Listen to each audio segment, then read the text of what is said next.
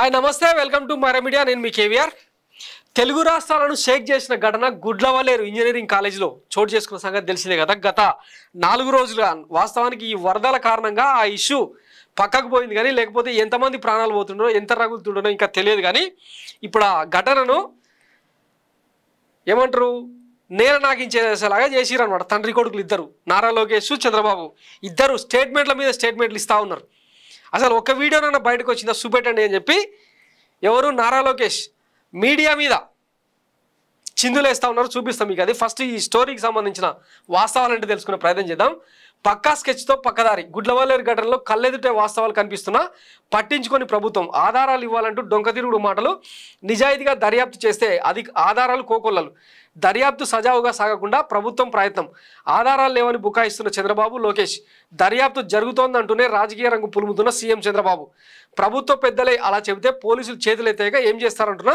తల్లిదండ్రులు private security పేరుతో TDP రౌడీల పహారా విద్యార్థి సంఘాల నోలు నొక్కేందుకు గూండాగిరి బలవంతంగా విద్యార్థినులను ఇళ్లకు తరలించిన యాజమాన్యం సైంటిస్టులను రప్పిస్తున్నాం అనుమానితుల సెల్ ఫోన్లు కంప్యూటర్లను తీసుకుని తనిఖీ చేస్తారు ఆధారాలు పంపిస్తే కఠిన చర్యలు తీసుకుంటాం గుడ్లవల్లేరు కాలేజీ ఉదంతంపై సీఎం చంద్రబాబు ఇది ఆయన స్టేట్మెంట్ ఇంకా ఇష్యూనే లేనప్పుడు ఇంకా ఆధారాల సేకరణ ఎందుకు దానికి సైంటిస్టులను రంగంలోకి దింపడం ఎందుకు అంత వేస్ట్ ఆఫ్ టైం కదా ముఖ్యమంత్రి గారు ఉన్నట్టుండి సెలవులు ఇచ్చారు తర్వాత ఎవరు ఎక్కడ నోరెత్తకూడదు ఏదైనా మాట్లాడితే ముందు చర్యలు తప్పవని యాజమాన్యం ద్వారా హెచ్చరికలు చేసింది విద్యార్థులను నోరు నొక్కేందుకు ఎట్లాంటి బ్లాక్మెయిలింగ్ చేస్తున్నారు అంటే మీ సర్టిఫికేట్లు మీ చేతికి రావు మీ కెరీర్ సంగనాగిపోద్ది ఒకవేళ ఇంకా ఎక్కువ ఓవర్ యాక్షన్ చేస్తే డ్రగ్స్ కేసులో మిమ్మల్ని ఇరికిస్తాం దాని నుంచి బయటపడడానికి కొన్నేళ్ళు పడుతుంది ఇట్లాంటి బెదిరింపులు స్టాఫ్ కాలేజీ యాజమాన్యమే విద్యార్థులను నోరు నొక్కే ప్రయత్నం చేస్తూ ఉంటే ఇంకెవరికి చెప్పుకోవాలి సరే నిజంగానే వీడియోలు బయటకు రాలేదు మరి మొన్న పోలీసు వాళ్ళు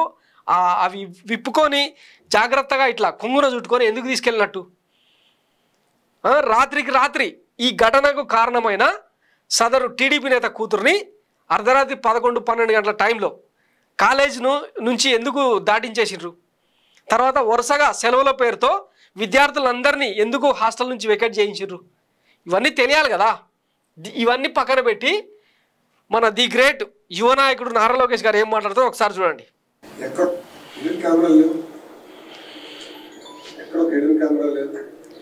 ఎక్కడ ఒక వీడియో బయటకు రాలేదు సెన్సేషనైజ్ చేయదు ఎందుకంటే బ్లూ మీడియాకి అదే పని ఉంది ఎక్కడో చిన్న ఇష్యూ జరిగితే నెట్ సెన్సేషనైజ్ చేయాలి ప్రధానంగా నేను విద్యాశాఖ మంత్రి అయ్యాను కనుక నాకు ఎక్కువ ఫోకస్ ఉంది ready for that focus I have no problem కానీ వాస్తవాలు తెలుసుకుని మీరేంటి నేనేమో కాదు కానీ అక్కడ ఒక హిడెన్ కెమెరా లేదు ఒక వీడియో లేదు కావాలని రచ్చ చేస్తాం కరెక్ట్ కాదు అది నంబర్ 2 అక్కడ ఏం జరిగిందో మీకు తెలుసు ఆ చేసినోడిని ఇమ్మీడియట్గా అరెస్ట్ కూడా చేశాం వెలుస్తాం ఒక 3-4 మధ్యలో జరుగుతుంది వివాదం అది వాళ్ళు అరెస్ట్ చేశాం ఎవరితో మాట్లాడారు ఎక్కడ మాట్లాడారు మొత్తం ఇంటెలిజెన్స్ డిపార్ట్మెంట్ డీజీ ఆఫీస్ నుంచి అది రివ్యూ చేస్తాం బట్ హిడెన్ కెమెరా అనేది ఎక్కడ లేదు హిడెన్ కెమెరా లేదు అసెంబ్లీ సార్ ఉన్నట్టు మీరు చూపించండి ఎవరికి there is no hidden camera any hidden camera లేనప్పుడు కావాలని దుష్ప్రచారం చేస్తాం కరెక్ట్ 4 మధ్యలో ఇష్యూ ఉంది 4 మధ్యలో ఒక ఇష్యూ ఉంది but it has nothing to do with hidden camera ఒక ఆడకూతురు అట్లా బహిరంగంగా వచ్చి అట్లా ఆరోపణ చేసింది హిడెన్ కెమెరా అయితే ఉందా లేదా నేను సూటిగా మిమ్మల్ని అడుగుతున్నా మీడియా మిత్రులు అవును సార్ దొరికినాయి పోలీసు వాళ్ళు వెళ్ళారు కలెక్ట్ చేసుకున్నారు ఎవిడెన్స్ ఉంది పిల్లలు ఎక్కడ హిడెన్ కెమెరా చూపించలేకపోయారు ఫ్యాక్ట్ సో మీరు కూడా దుష్ప్రచారం చేస్తాం మానేయండి ఫస్ట్ మీరు వాస్తవాలు తెలియకుండా హిడెన్ కెమెరా ఉంది ఇన్ని వేల ఉంటే చూపియండి అని అడుగుతున్నాడు అంటే ఇప్పుడు ఆ లంగా పనులన్నీ ఆంధ్రప్రదేశ్కు ప్రపంచానికి తెలియాలా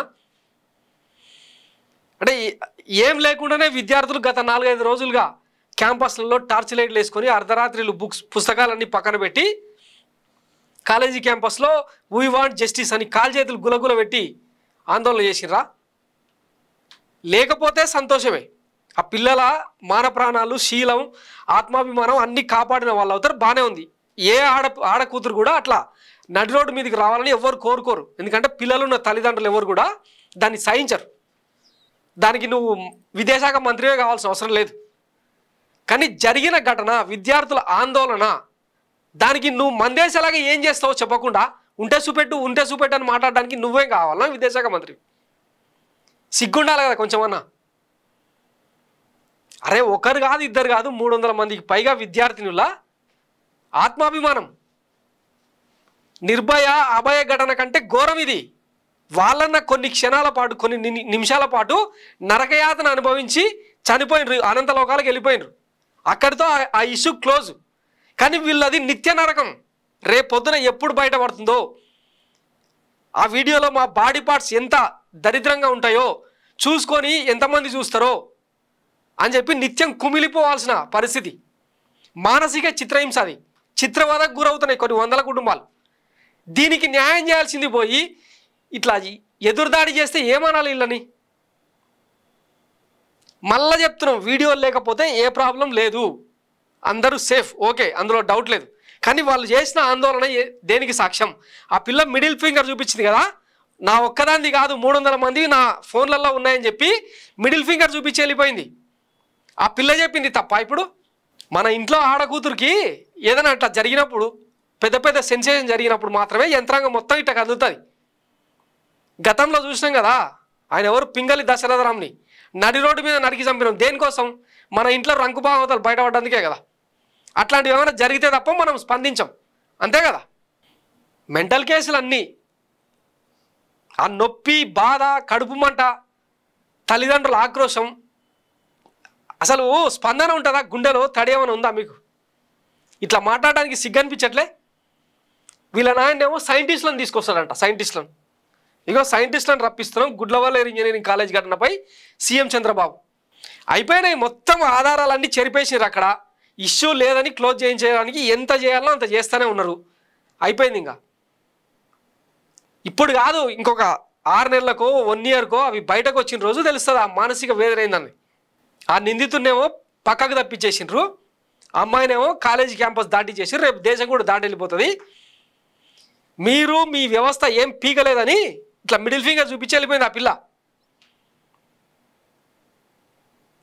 ఒక్కరిద్దరి ఈగో కోసం ఇంతమంది విద్యార్థుల భవిష్యత్తు నాశనం కావాలనా? ఇది అమీర్ ఇస్తున్నది ఆంధ్రప్రదేశ్కు సందేశం.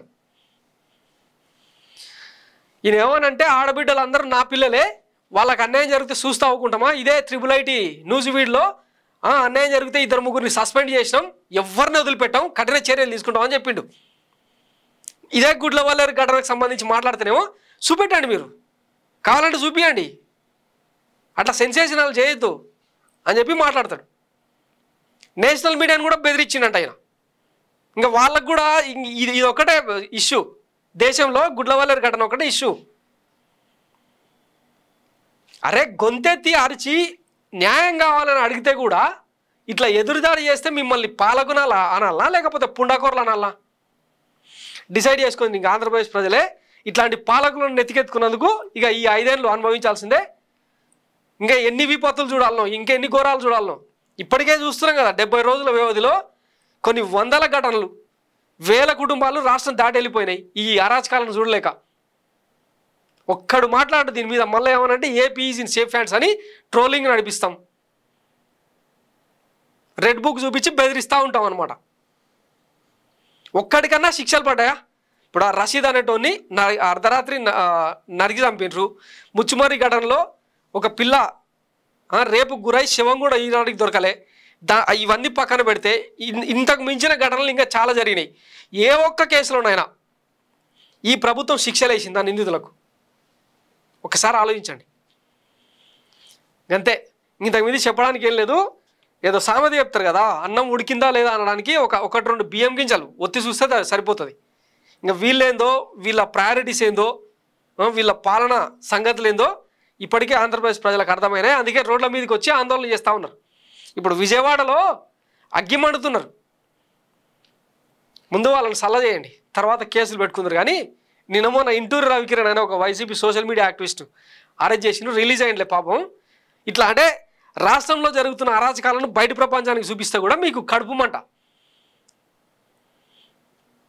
మనమేమో కాదంబరి జైత్వానికి ఆ ముంబై ప్రతివర్తకు న్యాయం చేసేదానికి మొత్తం యంత్రాంగం మొత్తాన్ని వాడదాం. మన ప్రజలకు, మన పిల్లలకు, మన ఆడబిడ్డలకు అన్యాయం జరుగుతుంటే మాత్రం ఎవ్వడు మాట్లాడొద్దు. సో ఇది ఆంధ్రప్రదేశ్లో జరుగుతున్న దుర్మార్గం. ఇంకా దీనికి ఏం డిసైడ్ చేస్తారో ఇంకా మీరే ఆలోచించుకోవాలి. Thanks for watching Myra Media. నేను మీ కేవీఆర్. Thank you.